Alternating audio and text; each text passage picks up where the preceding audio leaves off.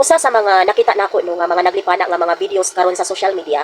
kini siya nga panghitabo. Nakakita naman ani guys.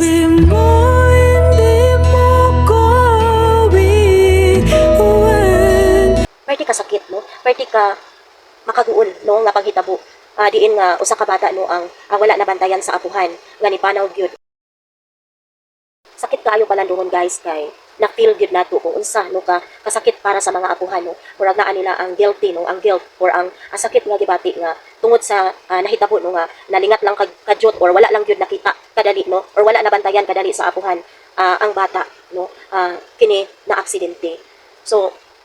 sakit balandungon o dili pud ta makabasol no kay syempre mga seniors na gyud in town sila no ang iyahang asawa naapagyoy gibati no nga sakit dayon ang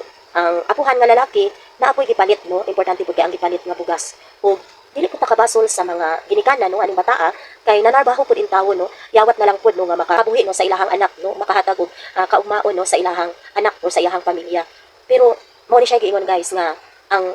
disgrasya or aksidente dili gyud nato ni siya mahibalan no bisan unsaon pa gyud nato og amping kam sila ani nga trials no kay dili man gyud nilalim ug si tatay no ang guilt nga iyang gibati nga unta no mahupay ang ilang kasakit nga gibati tungod aning panghitabo